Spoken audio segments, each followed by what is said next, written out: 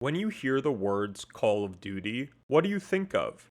Is it Nicki Minaj in body armor, Kevin Spacey monologuing about democracy, or battle passes that make mall catalogs look minimalist? There was a time all the way back in 2007 when Call of Duty meant something different.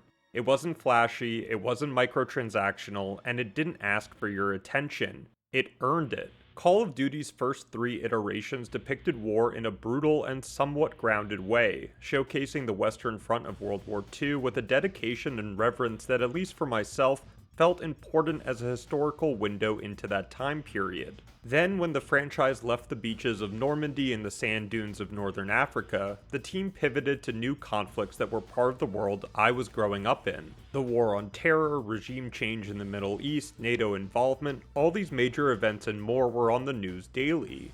Call of Duty 4 took from the zeitgeist of that time and developed a game with the real sense of modern warfare, not just hoorah of American exceptionalism or declining to talk about the atrocities of war. It wasn't perfect, but it meant something. It felt like the last time the franchise was trying to say something serious before it became a circus. Playing through Call of Duty 4's campaign, I was astonished by the story that Infinity Ward was showing, and more importantly, how they went about telling it. There were sequences during my playthrough that made my jaw drop, with set pieces so well done that this game could have come out 2 years ago and be praised for its direction. The gameplay was intense and brutal, with variations between the levels that I marveled at back then and appreciate more now. The sound design also holds up with some great gun effects, immense explosions, and voice acting that encompass the emotional range of what the player was witnessing through their gameplay and the story. The narrative is nuanced and interesting, tending to look critically at the ebb and flow of the emerging 21st century, while also incorporating the hubris and folly of the power brokers at play. And even though Call of Duty 4's campaign is considered short, it still deserves to be looked at for what it accomplished, regardless of how the franchise continued. Today, we'll be going through the whole campaign, looking at it through the lenses of gameplay mechanics, visual landscapes, auditory soundscapes, and of course, the story, to get a clearer picture on how Call of Duty made modern warfare relevant in video games to this day. Immediately booting up the game, I was excited.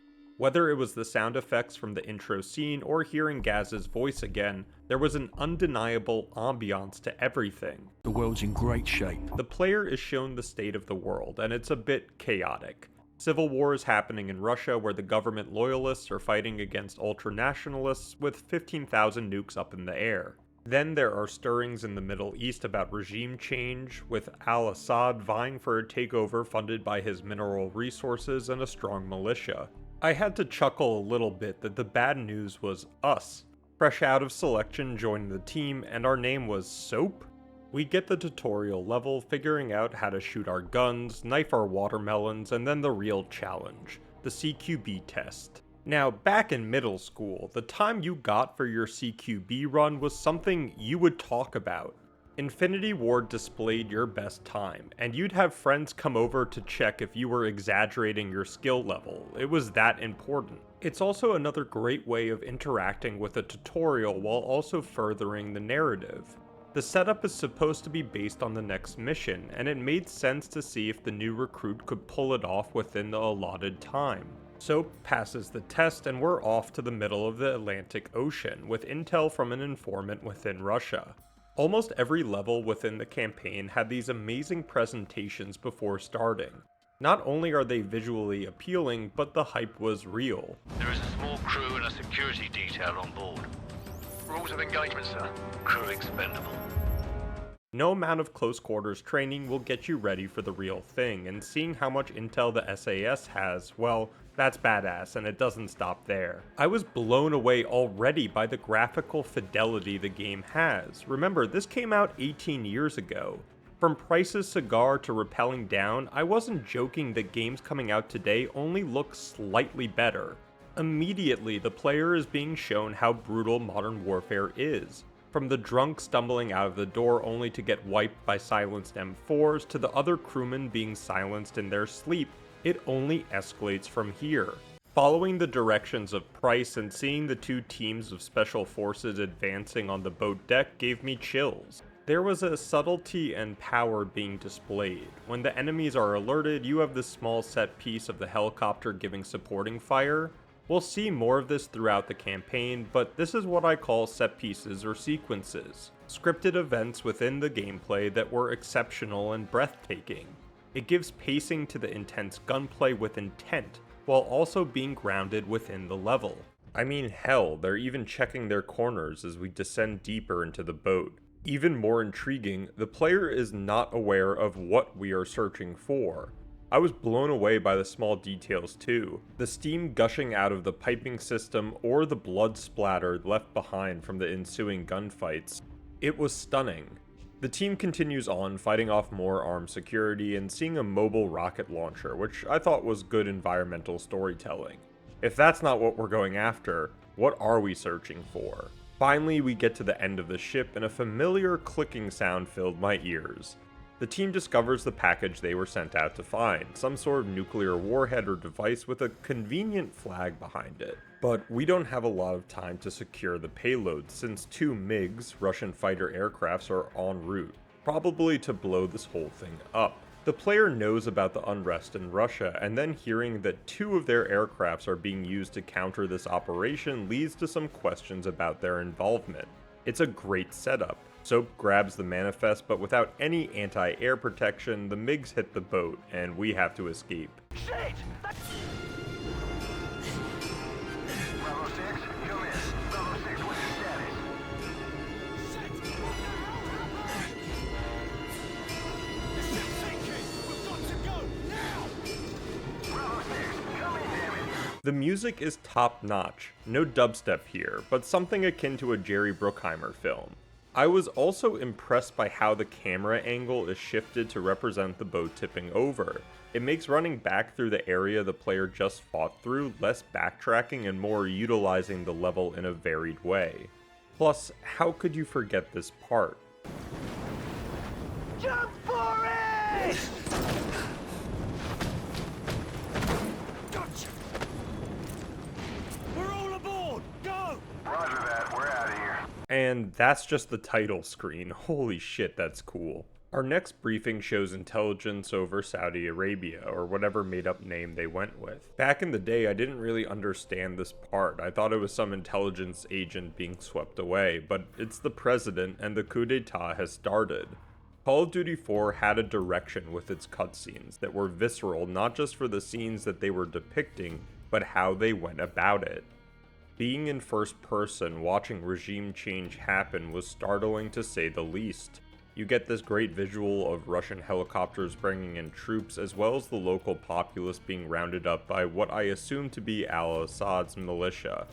I feel like this type of narrative building is less of the norm nowadays in games, where pre-rendered cutscenes divulge backstory and the future plot. Here we have the story unfolding before us, and it's not looking good for the current president. There were so many little details within this scene that don't just make it a filler for the credits. From the guy spraying anti-Assad graffiti to the MiGs flying over the sea, this was a brutal and masterful setup.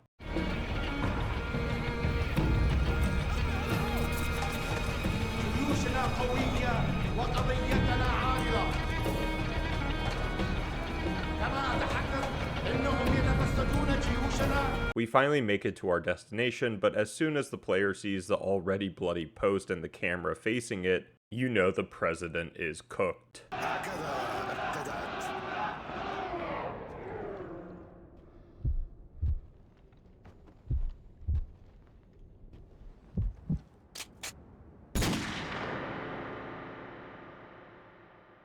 Obviously, publicly assassinating the president is going to turn some international heads, but we have our own fish to fry. Price tells us about Operation Nikolai. Nikolai is our operator within the ultranationalist movement who is now compromised, and we're set for an engagement in Russia. Now, I do have to say quickly, we're focusing on the game itself, not what's happening currently with geopolitical events. I appreciate discussions on the content of what we're playing through, but please leave your takes on global affairs to somewhere dedicated to that. Thank you. We start the mission Blackout in the Caucasus Mountains with a silenced M4, which, damn, the textures still hold up to this day, plus the shadow detail was great for this time. The team quickly works its way to the rendezvous site and meet up with our Russian counterpart, Kamarov. Guys, you smell that? I like the line, "Remember Beirut," because it easily conveys that Price and Gaz have worked with Kamarov before and that he owes them for probably saving his hide once or twice. We're also told that the ultranationalists have been bombarding the local countryside with BM-21s, killing hundreds of civilians, and if we want to reach Nikolai, we'll have to take care of them first. Getting to the village and seeing the rockets being fired was another spectacle, and an impressive one at that.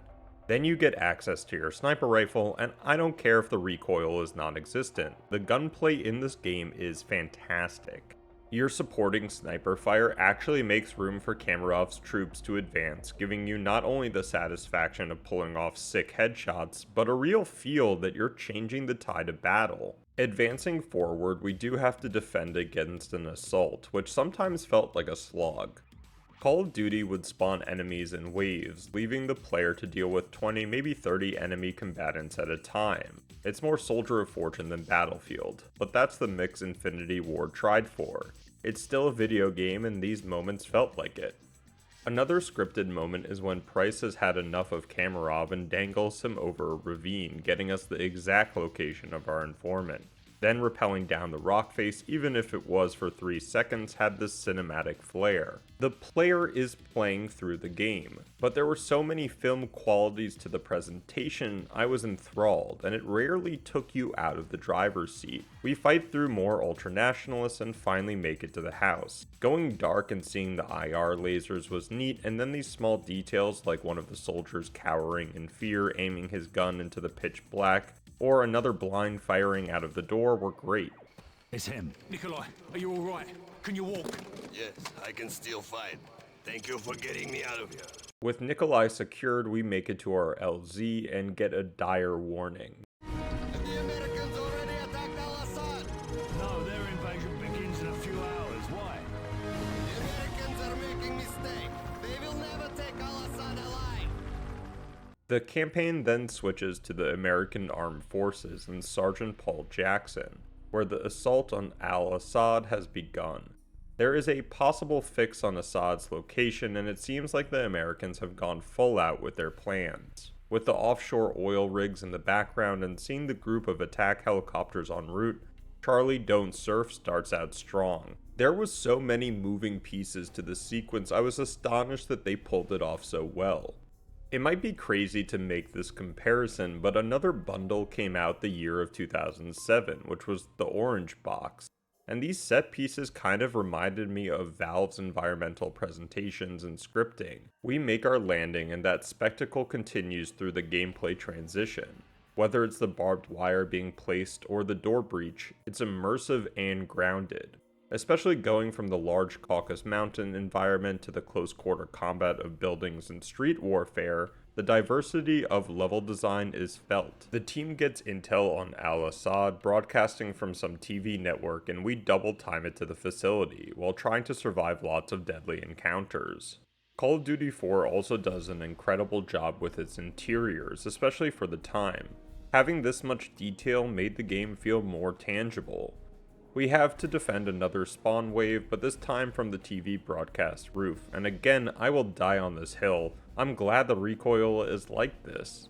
Maybe not for multiplayer, but the ease of combat within the single player is outstanding and made these moments of defending a position not feel so tedious. Even though we get another sick breach animation, this time shotgunning the door hinges, Assad was only pre-recorded and is nowhere to be found. One of the Marines says sarcastically, "Thank God for military intelligence," and I found that interesting. It's funny and satirical, but I also found as I played through more of the game that Infinity Ward is not giving carte blanche to the military-industrial system. There is a lot of nuanced looks into the problems with military intervention, the cost of war, and a lot of the quotes when you die are very anti-war. But Assad can't hide for long, and the Americans have engaged his forces within another city, and the assault has started. and Abrams has gone offline and our squad is tasked with helping them out. I was just blown away by the visuals I was witnessing starting the mission, The Bog. From the darkness of nighttime being illuminated by AA fire and the burning buildings to the helicopters flying over us, it was all striking. Seeing the IR lasers from our squad down below pointed at the enemy militia was a great touch, and you'd only see it if the player was flanking them.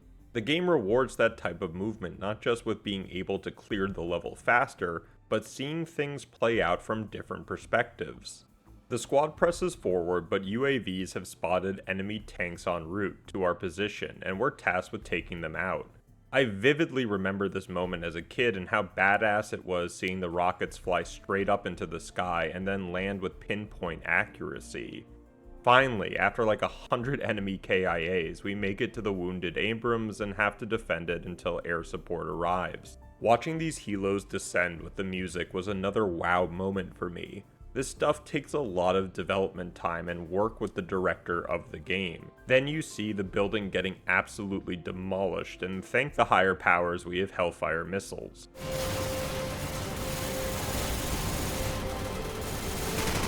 Two. You see anyone left down there? Negative. We got him.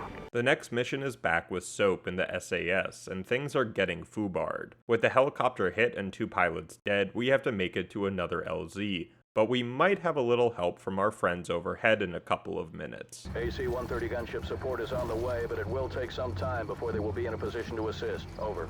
Copy. Bravo 6 out. An AC-130, eh? Haven't worked on one of those in a while. When I heard the AC-130 pilot, more memories rushed through my mind, and the level of excitement cannot be understated. If you have not played through this game, I think it's a must for any first-person shooter enthusiast. Not just because of the gameplay, but the pacing that we're going at is so well done. I couldn't put my mouse down. I guess that phrase works better for a controller. The team stealthily goes through farm fields, helps a random Russian farmer, and then encounters an enemy helo. You might think proning in a field slows down the ride, but for me, these moments of not going guns blazing sets up the big set pieces perfectly. The squad makes it through more ultranationalists, and we finally have our air support. It's a great setup to the next mission, and seeing this gunship absolutely obliterate enemy trucks was a spectacle. Seeing the specs for the AC-130 is a striking moment as well. You just saw the firepower on the ground, and now you see the capacity it has from above. And this mission has another layer of nuance to it, especially in this modern age of drone warfare and unmanned aircraft. Death from Above was surrounded in controversy when the game first came out, and I really have to hand it to Infinity Ward for pushing the envelope on what video games could show. Again, it's not a free pass for the military. No matter how cool raining hellfire from the sky is, it was haunting to hear how the gunmen react to their actions. I know we've just killed at least 1,000 NPCs throughout the first missions, but there was something eerie about this particular mission and the voice acting. The pilots and gunners sound like they're on a podcast, calling out enemy placements and mission parameters. Then their lines, "nice hit," or "that will be one for the highlight reel," makes it sound like it's a sports show. And I think that's the point. Roger, guy moving. Ooh, that's gotta hurt. Enemies crossing the field. Get that person. Kaboom. Good kill, good kill. You got him. We got a runner here. You gonna get him? Yeah, good kill. I see lots of little pieces down there. Up until now, we've been on the front lines of assaults and defenses, hearing the brutal shouting and chaos of urban combat. These pilots and gunners are so far removed from the ground that it sounds like they're in a video game. I know, crazy, right? But this is a thing nowadays. The US Army uses Xbox controllers with people in shipping crates to operate drones thousands of miles away. It's startling to think of that there are no whites of their eyes. It's just like playing COD. I don't know if I'm making a lot of sense right now, but the stark contrast to how Captain Price reacts to things and then having this was kind of striking. I also found it ironic that we got the green light to hit every other house except for the church. Regardless of the existential modern warfare thoughts, this mission was ahead of its time and still engaging to this day. It shows how the level designs in this game can vary in interesting ways, which never interferes with the pacing. With the team successfully evac'd, we head back to US forces which have descended on the capital. Our Abrams is up and working, so we're Oscar Mike to the next position. This level reminded me a lot of Call of Duty 2, I forget the specific level, but it's the Northern Africa campaign. Usually I hate escort missions, but in this case it works. Having to constantly protect the tank with small arms fire and RPGs coming at us from all sides was difficult and engaging. You also get these callouts from your commander about where the enemies are popping up, which was anxiety inducing. If you don't take care of these dudes, you're going to get an RPG to the face. While going through the level, I also was reminded of the multiplayer version of it, which I spent so much time playing. The multiplayer in this game was top notch, and coming from Counter-Strike 1.6, it was my first online shooter on the Xbox. I still vividly remember a kid from my school modding controllers so you could use the G3 rifle on automatic. He made a lot of money. Hope you're doing well, Roman. We advance into the adjacent streets and get this fantastic moment with the Abrams and an enemy tank. My mind was blown. What a cool small detail where they didn't need to do it, but it adds so much. Roger that, Bravo 6. I got him on thermal. Switching to manual. Taking the shot.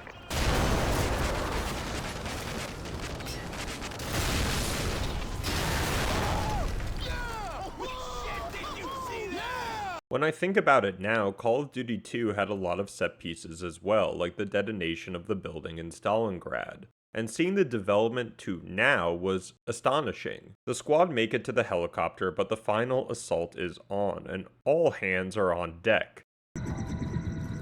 Marines, we have a possible fix on Al-Assad in the capital city. 1st Battalion is en route. Intel gathered by SAS indicates that Al-Assad may have a Russian warhead. Problem is that intel suggests that Assad has a nuclear device that's armed, and the US has already deployed special forces and nest teams. But holy shit, I know it's fiction, but could you imagine your briefing includes the possibility of a nuclear warhead going off? The next mission is Shock and Awe, which was the code phrase for the American invasion of Iraq in 2003. And from the F-16 fighters zooming past transport helicopters and Apaches, I see why they named it this. This on-rails mission wasn't just filler, you're seeing the world and the extent of its destruction. It's a sobering effect. Our boots hit the ground to rescue a pinned-down squad and then have to fight our way to a new LZ. I enjoyed that the level design wasn't just horizontal cover, but there was verticality too. You really had to clear enemies with the height advantage, and even playing on normal, I died a lot.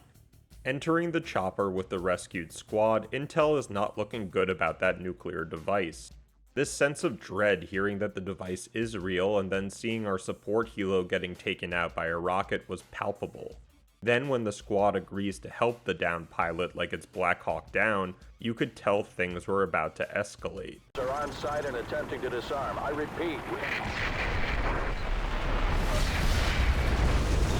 Everyone, hang on! Playing this moment in-game and watching it while writing the script still gives me chills. The horror of nuclear war cannot be understated. It's not just about the thousands of soldiers that just died to it, but also the people living in the city. It's horrifying. Even the small detail of one of the crew being thrust out of the copter will be seared into my mind. We get this list of possible KIA due to the warhead, then get the first person look into the final moments of our character. This is haunting. It's these moments that made the campaign memorable. It wasn't the weapon skins, it wasn't the Hollywood actors, it was the content of what was being presented and the gravitas of it all.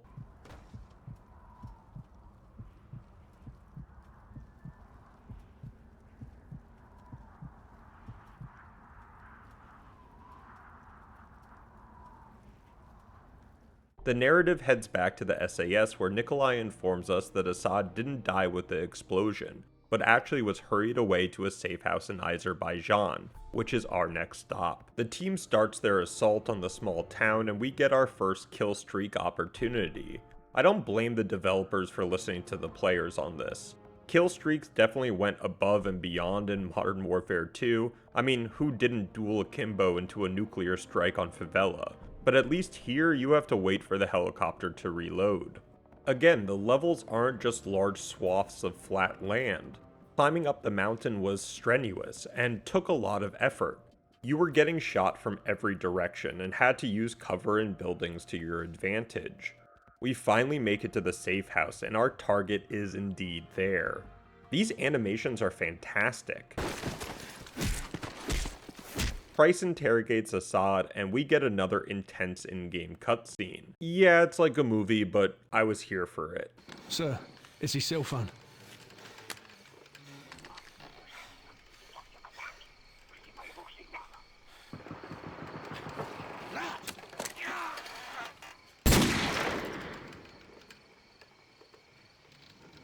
Who was that, sir?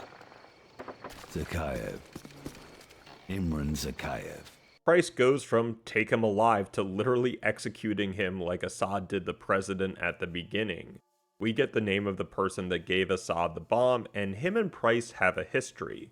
Now, I don't think anyone expected a flashback, let alone one of the most iconic levels in all of gaming's history. I love that the modern day satellite transitions into this old style map of the Soviet Union. And unironically, I think this mission got me into the Stalker series. All Ghillied Up is one of the best levels in Call of Duty, and in gaming, full stop. What Infinity Ward did here was sheer perfection. I know I audibly said, no way, when Captain McMillan rises from the tall grass like he was an apparition appearing before me. The game does so much in these levels where constant firefights aren't the norm. It gives a contrast to the defensive portions and adds a different view on what warfare meant. I was blown away by how many scripted events took place in this level too. In this day and age of open world games trying to be organic, having these set pieces does wonders for the storytelling. Even if you've played it before, watching the APCs and troops slowly comb through the brush while we're prone has your heart racing. The small details of the troops unloading dead bodies into the radioactive water was a somber moment, and then being able to stealth them with your rifle on the command of McMillan was intense. Then you have this military crawl through the convoy with the music, it's just a chef's kiss. Let's go.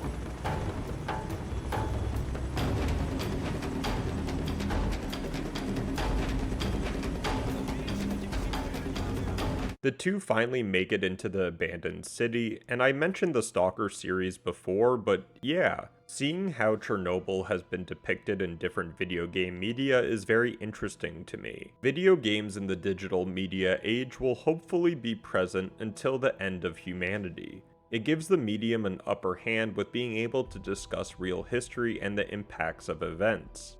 I'm not saying Call of Duty 4 goes into a deep dive on why Chernobyl happened, but at least for me it made me research the topic more, and that spreads to other historical questions that expand your worldview. Anyways, the graphics here are fantastic, and I swear there were sound effects of kids playing while walking up these stairs. I'm not crazy, right? Forward area clear.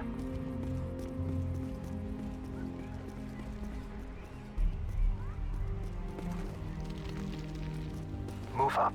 It's also an interesting contrast after seeing the nuclear warhead go off in the capital, then seeing another nuclear disaster's effects. We also get the line. He said the line! 50,000 people used to live in the city. Now it's a ghost town.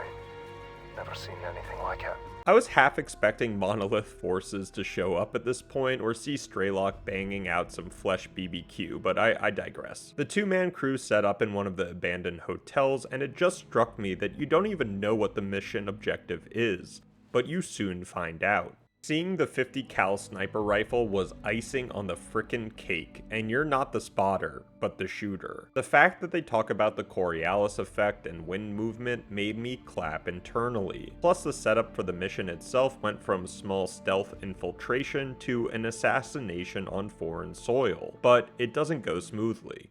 Watch for any change in one speed direction. Went wide. Target is down. Nice shot, Lieutenant. Shut that onto us. Take out that helicopter. It'll buy us some time.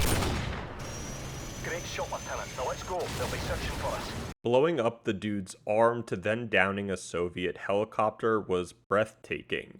Then escaping as more ordnance hits our previous position with the music had my heart pumping.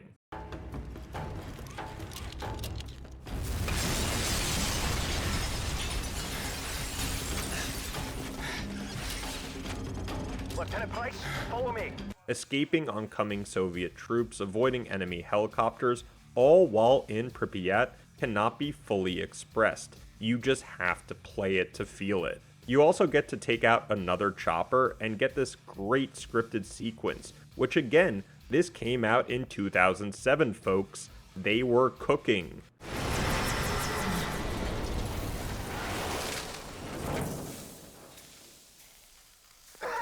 Bloody hell, I can't move. The two finally make it to the LZ, and we get this epic final stand. Seeing the enemy troops assaulting our position while also having the helicopter showing the distance left until they reach us was perfect. Then running out of ammo on the sniper rifle made it feel like we were really running out of time.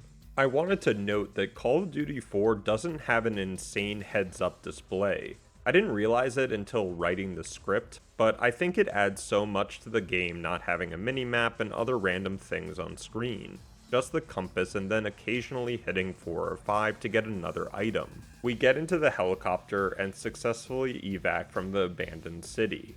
What a mission, what a game. Back in real time, the ultra-nationalists are not too happy about us killing the lot guarding Assad, and probably Price blowing his brains out. Another great choice by the development team was to reuse the level, but adding different elements and gameplay mechanics. The team knows this will be an all-out assault from the enemy, so we've set up claymores and mines throughout the town when we fall back to the LZ. We also have a shit ton of RPGs, seriously, that's just too many. We wait to see the whites of the enemy's eyes and unleash hell. Whether it was spraying the M249 wildly into the woods or using those RPGs, this was another great defense mission. Then having to fall back to each other defensive position gave that tension that honestly is throughout the game, but never gets old because it all feels unique to the setting. Another neat point in the level was using the crashed helicopter's minigun to mow down assault forces, yet it was not over the top. You weren't taking the minigun off its bipod, but you do get to shoot down some helicopters too. Using the detonators was powerful, but nothing was stopping the assault. The squad gets pushed back to the barn where all of this started 8 hours ago, and after taking out the enemy tanks, we get some bad news. Bravo 6, the LZ is too hot. We cannot land at the farm. I repeat, we cannot land at the farm. We're picking up SAM sites all over these mountains. Oh, that's just great! Now where are they gonna land now? Bravo 6, we're getting a lot of enemy radar signatures. We'll try to land closer to the bottom of the hill to avoid a lockout, over. Oh, it's got to be taking a piss! We've just busted our asses to get to this LZ, and now they want us to go all the way back down! Now we have to fight back through the town we just left, and it's a genius way of reusing the level again. Not only on the oh crap we have to fight through all these enemies, but damn, it's a spectacle. I did cheese it a little bit and took the farthest left path, which made the descent easier. Back in the intel brief, we get this cool visual of both the SAS and the USMC working together, and I have to shout out my British viewers, love y'all. With Assad killed, the only lead is Akayev, but locating him might be more difficult than finding a needle in a haystack. Yet Captain Price might have a way, Akayev's son. Commander of the ultra-nationalist forces in the field. Rotten apple doesn't fall far from the tree. Kamarov, the loyalist from one of the first missions, the guy that Price dangled over that precipice, still wants to work with us, I guess, and knows where to find the kid. I also think that the kid is in the car scene at the beginning, but I have to look back at the footage. Sins of the Father starts out with this beautiful dusk environment, but all I could think of was the sniper rifle we had. I don't know if anyone else played custom matches back in the day, but one of my favorites was dubbed Civil War, where everyone had to use the bolt-action sniper with no scope. Good times. We infiltrate this gas station and disguise ourselves as the ultra-nationalists, which Geneva Convention be damned. This is another moment where pacing plays a huge role in the tension, and again props to the development team for realizing that these moments of calm before the storm elevate the game to something more than just a shoot 'em up. The ambush goes off, but after our tower gets jeeped, we see the kid running off and we have to follow. Obviously we need to take him alive, but it's not so easy with lots of enemies protecting his path. We track down Zakayev's son to an old apartment block and engage with more hostiles, but this time we have some air support. Going from chasing the dude in back alleys to then having to clear a full Soviet apartment block was a great transition, and I was determined to grab him. Unfortunately, he had another idea. I can put one in his leg, sir. No, we can't risk it. Hold your fire. Tope, take his weapon and restrain him. Drop it! No!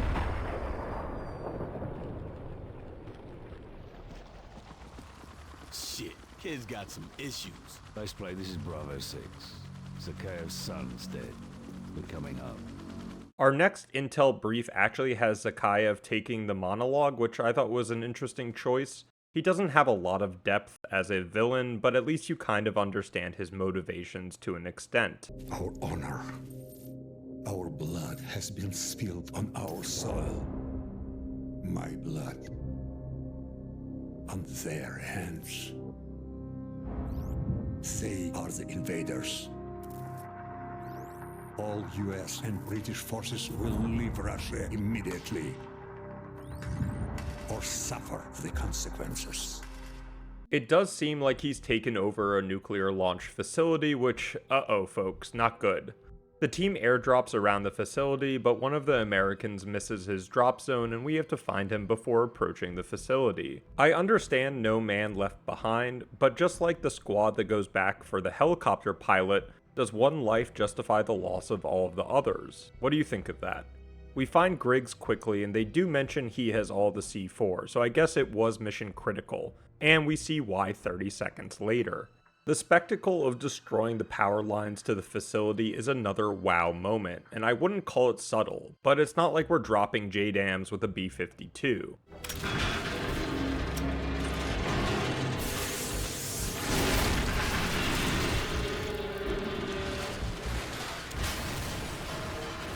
Charlie 6, the tower's down and the power's out. 20 seconds. Roger. We're breaching the perimeter. Stand by. With the exterior electric fence out for repair, we advance to the facility with a sniper unit giving us cover, but we might be too late. Once I heard the sirens, I knew shit was hitting the fan.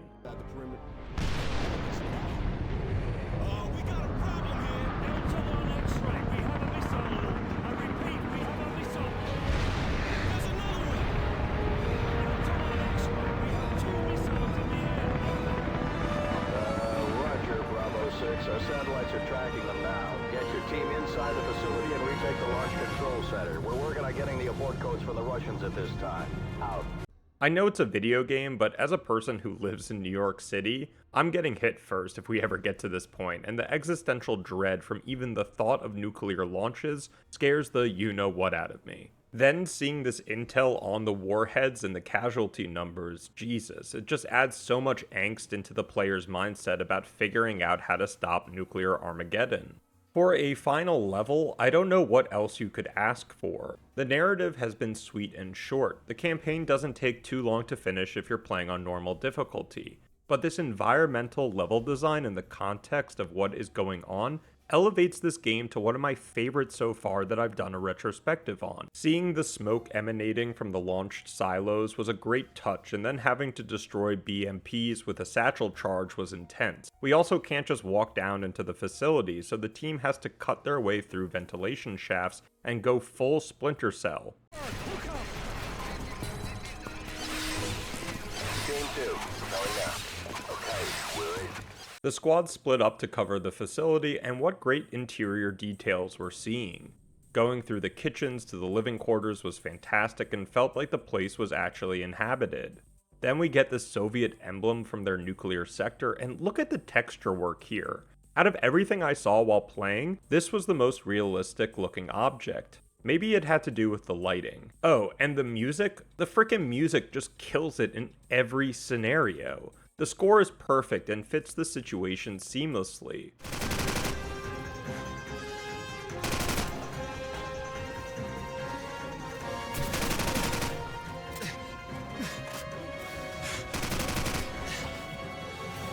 Also, what does Animania mean? I've heard it in Stalker 2 and it just sounds ominous. Another part of the level design that I enjoyed was shooting at enemies covering behind nuclear missiles. I don't think we could trigger the actual payload, but I thought it was funny everyone was just shooting 7.62 with these Earth killers right next to us. We get another insane visual of a nuclear launch and its subsequent plume. That would have fried us. We got 8 minutes left. With only minutes left, we break into the control room and the Russian government finally gives us the codes to disarm the warheads mid-flight. Press F to abort codes. See, they did it before the pay respects. And seeing the deactivation was a yippee moment for me. But we're not done yet. Captain Price, this is Gaz at the security station. They came in by trucks. I'm thinking we can use all of these to get the hell out of here. I'm sending you the coordinates to the vehicle depot.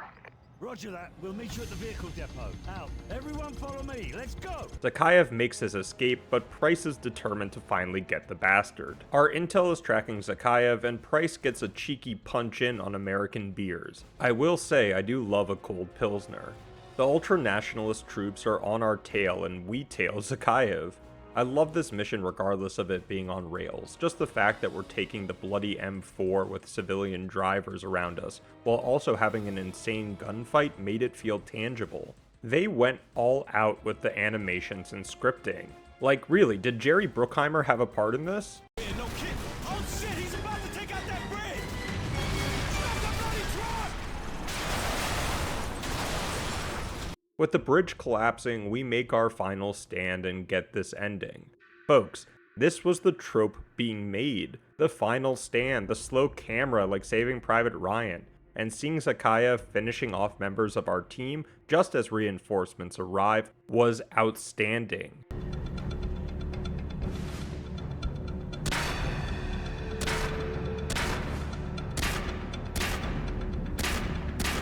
Then being able to take the shot, it's cinema. It's pure cinema.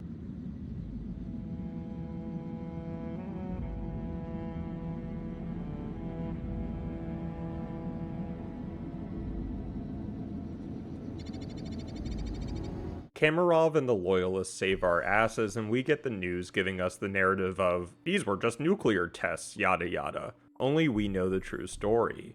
I did have to question what happened to the other 14,994 nuclear missiles they said that were up in the air at the beginning, but maybe that will come up in the next game. Folks, what a game, and thank you for joining me in this retrospective. Call of Duty 4 Modern Warfare set the bar for what military video games could achieve. Its intense campaign had so much beyond glorifying military engagements. It was made with dedication and honor to video game development, as well as having a clear picture of what they wanted to show, all while creating gameplay that would be copied and morphed for years to come. And it makes me sad about what we have now. I'm not saying the new Call of Duties are bad games, but what do they mean? What's their purpose? We'll find out in later videos. I hope you're doing well, and as always, talk to you next time. It's just too hot, man. But room temperature? Please, a beer should be ice cold. A lager maybe, or a glass of water like you drink, but a pint of stout. I'm gonna have to school y'all both when we get back stateside.